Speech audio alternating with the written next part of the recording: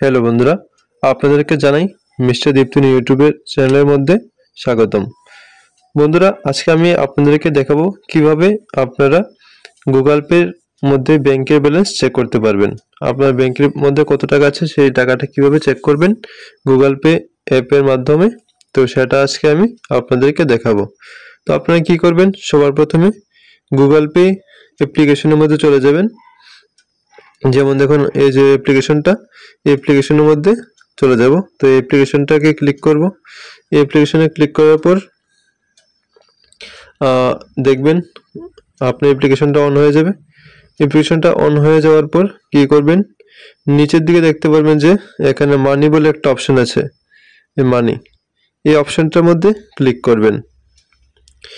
এর মধ্যে ক্লিক করার পর দেখতে পারবেন যে উপরে আপনার ব্যাংকের নামটা কিন্তু শো হবে, ঠিক আছে।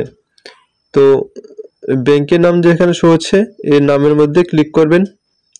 নামের মধ্যে ক্লিক করার পর আপনার যে পিনটা থাকবে, আপনার গুগল পে যে পিনটা আছে সেই পিনটা দিয়ে দেবেন। পিনটা দিয়ে দেওয়ার পরে কিন্তু আপনার ব্যাংকের অ্যাকাউন্টের মধ্যে কত টাকা আছে সেটা কিন্তু শো করবে।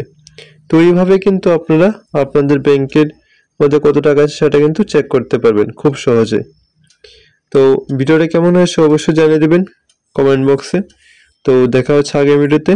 এমন ইনফরমেটিভ ভিডিও পাওয়ার জন্য চ্যানেলটাকে সাবস্ক্রাইব করে রাখুন। ধন্যবাদ, দেখা হচ্ছে আগামী ভিডিওতে।